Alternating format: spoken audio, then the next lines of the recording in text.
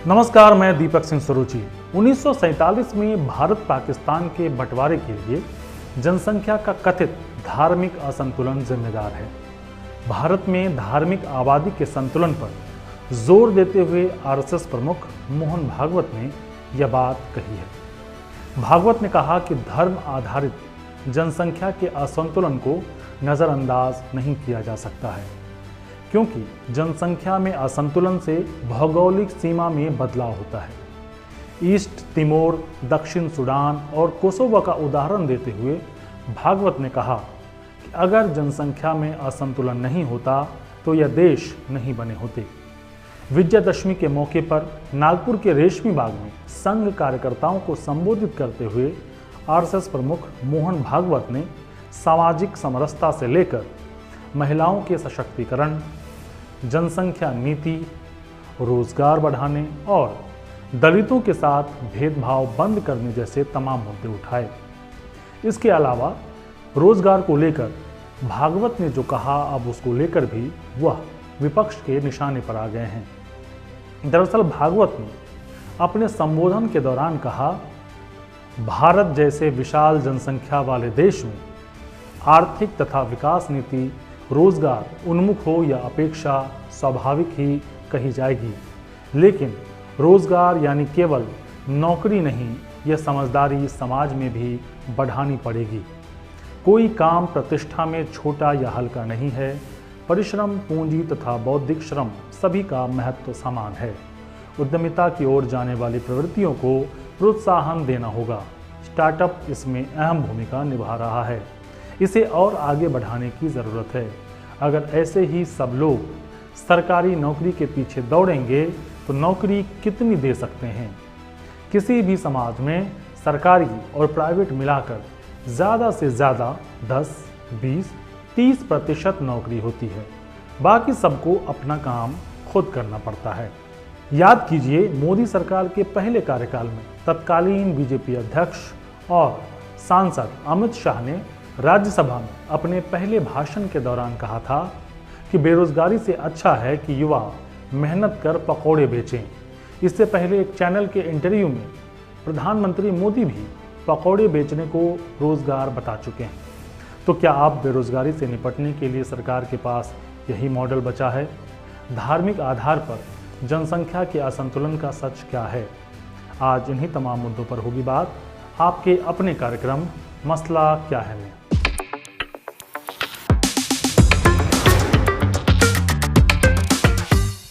सबसे पहले बात धार्मिक असंतुलन की। आरएसएस प्रमुख मोहन भागवत ने कहा कि देश में एक समग्र जनसंख्या नीति होनी चाहिए जो सब पर समान रूप से लागू हो। उन्होंने कहा, जब जब किसी देश में जनसांख्यिकी असंतुलन होता है तब उस देश की भौगोलिक सीमाओं में भी परिवर्तन आता है। एक भूभाग में जनसंख्या में संतुलन बिगड़ने का परिणाम है कि इंडोनेशिया से, ईस्ट तिमोर, सूडान से, दक्षिण सूडान और सर्बिया से कोसोवो नाम से नए देश बन गए।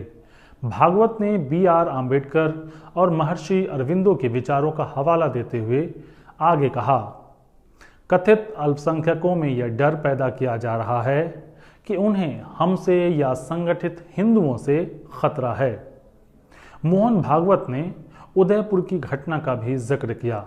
उन्होंने इसका जिक्र करते हुए कहा, अभी पिछले दिनों उदयपुर में एक अत्यंत ही जघन्य एवं दिल दहला देने वाली घटना घटी। सारा समाज स्तब्ध रह गया। अल्पसंख्यक समुदाय के लोगों ने भी इसका विरोध किया है, लेकिन ये सिर्फ अपवाद बनकर ना रह जाए, बल्कि अधिकांश मुस्लिम समाज का ये स्वभाव बनना चाहिए। निश्चय ही 28 जून को राजस्थान के उदयपुर में कन्हैयालाल तेली नाम के दर्जी की जिस तरह नृशंस हत्या की गई, उसकी कठोर शब्दों में न केवल निंदा होनी चाहिए बल्कि सख्त से सख्त कानूनी कार्रवाई भी होनी चाहिए, ताकि भारत को तालिबान बनने से रोका जा सके। नुपुर शर्मा की पैगंबर मोहम्मद को लेकर की गई विवादास्पद टिप्पणी के समर्थन की वजह से कोई शख्स किसी की हत्या कैसे कर सकता है? लेकिन क्या भागवत साहब को बजरंग दल के उन कार्यकर्ताओं के लिए चंद शब्द नहीं कहने चाहिए थे?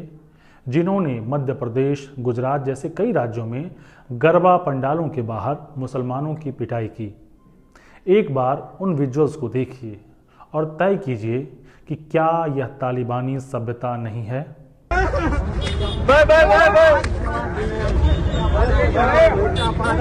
अब एक नज़र भारत में धर्म आधारित जनसंख्या पर डालते हैं। 2011 की जनगणना के अनुसार भारत की कुल आबादी 1 अरब 20 करोड़ है। इनमें हिंदुओं की कुल आबादी करीब 80% है, जबकि मुसलमानों की 14.2%, ईसाई, सिख, बौद्ध और जैन की आबादी लगभग 20%। प्यू रिसर्च सेंटर के आंकड़ों के मुताबिक 30,000 भारतीय खुद को नास्तिक मानते हैं, जबकि 80 लाख लोग हिंदू, मुस्लिम, ईसाई, सिख, बौद्ध और जैन नहीं हैं। जानकार बताते हैं कि जिस तरह से भारत की जनसंख्या बढ़ रही है, उस हिसाब से 2030 में भारत चीन को पछाड़कर सबसे बड़ी आबादी वाला देश बन जाएगा। मोहन भागवत ने कहा है कि 70 करोड़ से ज़्यादा युवा हैं हमारे देश में। चीन को जब लगा कि जनसंख्या बोझ बन रही है तो उसने रोक लगा दी। हमारे समाज को भी जागरूक होना पड़ेगा। नौकरी चाकरी में भी अकेली सरकार और प्रशासन कितना रोजगार बढ़ा सकती है। वहीं रोजगार के मुद्दे पर उन्होंने कहा, हमारे देश में रोजगार का मतलब नौकरी होता है और नौकरी के पीछे ही भागेंगे, वह भी सरकारी। अगर ऐसे सब लोग दौड़ेंगे तो नौकरी कितनी दे सकते हैं। किसी भी समाज में सरकारी और प्राइवेट मिलाकर ज़्यादा से ज़्यादा 10, 20, 30% नौकरी होती है। बाकी सबको अपना काम खुद पर करना पड़ता है। इसलिए उद्यमिता की प्रवृत्ति बढ़नी चाहिए। देश में स्टार्टअप बढ़ रहा है और इससे सरकार भी मदद दे रही है। राजद सुप्रीमो लालू प्रसाद ने ट्वीट कर मोहन भागवत के इस बयान पर तंज कसा है। उन्होंने लिखा, आरएसएस की ठग विद्या से प्रशिक्षित एवं संघ की महाझूठी महाकपटी पाठशाला से निकले जुमलेबाज विद्यार्थी ही सालाना 2 करोड़ नौकरी प्रतिवर्ष देने का वादा कर वोट बटोरते हैं। जब जब आरएसएस बीजेपी अपनी ही बेफजूल की बातों में फंसती है तो नफरत फैलाने वाले सज्जन बिन मांगा ज्ञान बांटने चले आते हैं। तो क्या रोजगार के मुद्दे पर 2024 आम चुनाव में मोदी सरकार को घेरा ना जा सके, आरएसएस उसी रणनीति के तहत प्री पार्टी तैयार कर रही है? क्या एक बार फिर से रोजगार के नाम पर लोगों को पकौड़ा तलने या इसी तरह के कुछ अन्य विकल्प सुझाए जाएंगे? जनसंख्या का कथित धार्मिक असंतुलन जैसे मुद्दे क्या सिर्फ लोगों को भटकाने के लिए हैं? देश में रोजगार को लेकर मौजूदा स्थिति क्या है? इन्हीं तमाम मुद्दों पर होगी बात। हमारे साथ आज बातचीत के लिए जुड़ गए हैं आर्थिक मामलों के जानकार संतोष मेहरोत्रा।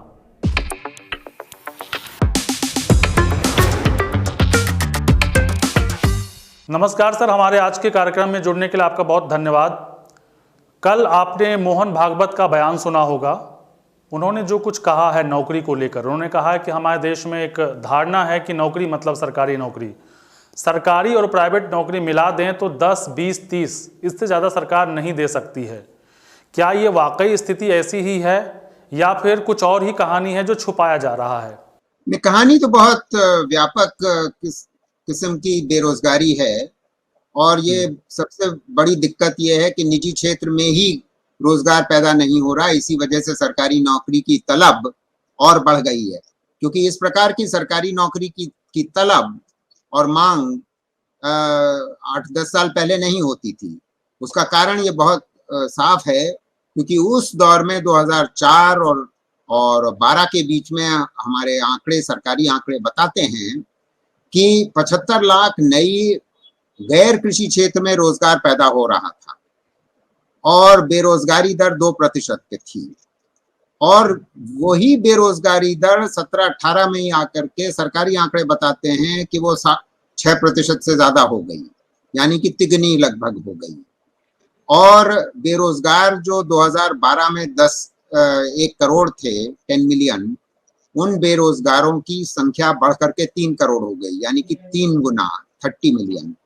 ये इस वजह से हुआ क्योंकि रोजगार की पैदावार गैर कृषि क्षेत्र में बहुत कम हो गई 75 लाख सालाना के बजाय वो हो गई 29 लाख सालाना 2013 और 19 के बीच में। ये सरकारी आंकड़े के आधार पे मैंने एस्टिमेट किया है। तो ऐसी स्थिति में अगर, और ये कुल नौकरियों की बात हो रही है, चाहे वो सरकारी हो चाहे निजी क्षेत्र की, तो ऐसी स्थिति में सरकारी नौकरियों की तलब बढ़ जाती, खासतौर से अगर हमारे देश के युवा और बच्चे अधिक से अधिक पढ़ते चले जा रहे हैं। तो अब मतलब ये मैं आपको बताऊं कि 2009 तक हमारे देश में 6 से 14 साल की उम्र के बच्चे सारे ही 8वीं कक्षा करीब करीब पढ़ रहे थे, और जिसकी वजह से अपवर्ड प्रेशर हुआ सेकेंडरी एजुकेशन के लिए। लड़कियां भी पढ़ना शुरू हो गई, क्योंकि बहुत से राज्यों में उनको वजीफा मिलने लग गया अगर वो 9वीं कक्षा में आते।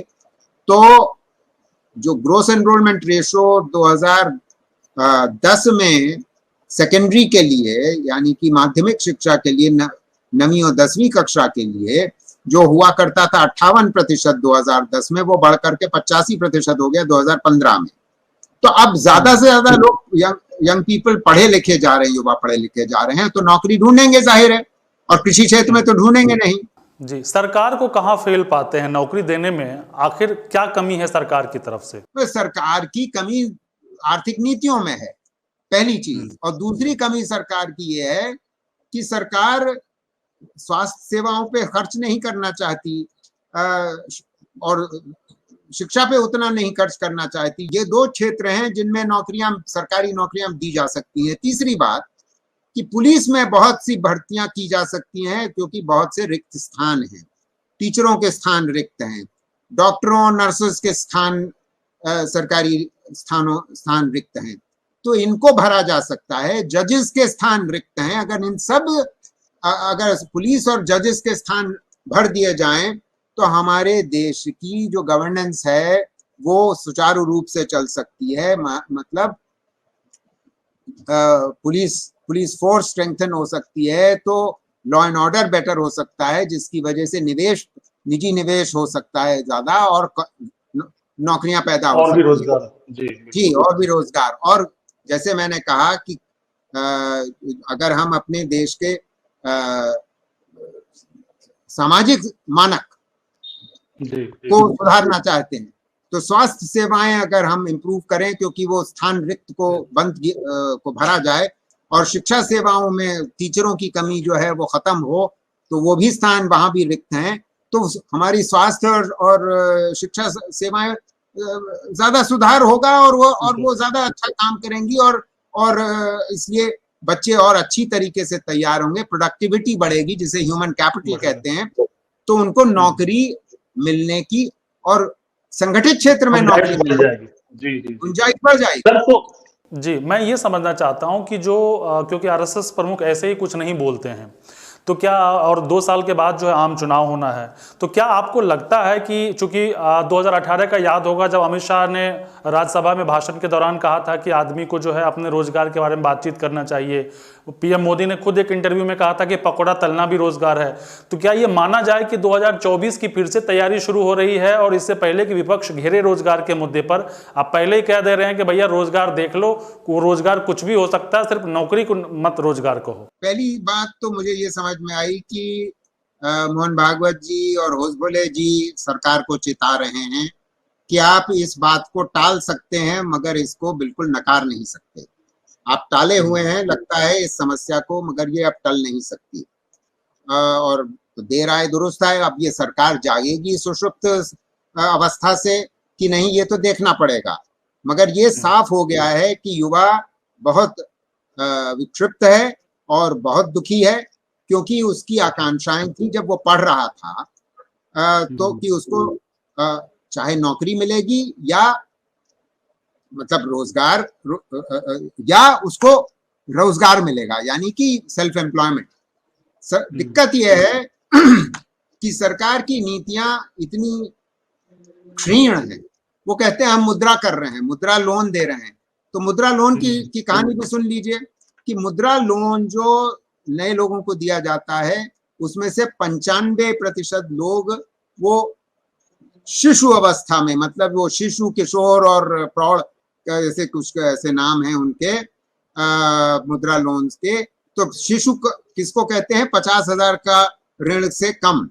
तो असलियत में वो 50,000 भी लोन नहीं दिया जाता। 95% लोगों को 29,000 दिया जाता है। 29,000 में आप सोच लीजिए कि आप कौन सा नया रोजगार उत्पन्न कर सकते हैं, किसी को रोजगार कहाँ से दे सकते हैं। और दूसरी बात, ये जो पकौड़ा बनाने वाली बात है, तो प्रधानमंत्री जी ने कहा था कि जो 200 रुपए कमा करके पकौड़ा बना करके दिन भर घर जाता है वो भी रोजगार करता है। अच्छा, तो देखिए, अगर उसके पकौड़ा बनाने वाले के घर में पूर्ण 5 परिवार वाले हैं, ठीक है, और वो 200 रुपए महीना दिन का कमाता है, तो महीने में उसको 6,000 रुपए कमाए, ठीक है जी, 6,000 रुपए कमाए।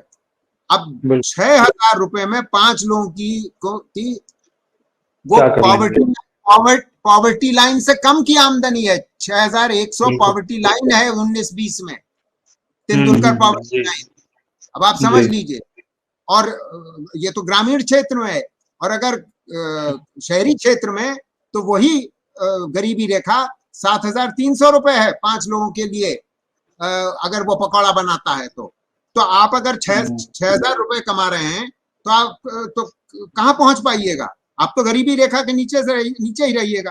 तो इसमें क्या ताज्जुब की बात है कि मेरे एस्टिमेट बताते हैं कि 2013 और 19 के बीच में गरीबों की संख्या बढ़ी, क्योंकि रोजगार नहीं बढ़ रहा था। और अब कल की एक वर्ल्ड बैंक की रिपोर्ट बता रही है कि 5.5 करोड़ लोग 1920 के बीच में सिर्फ भारत देश में गरीबी रेखा से नीचे उतर गए होंगे, उनकी पॉवर्टी लाइन के हिसाब से, $2 1.5 पर पर्सन पर डे के हिसाब से।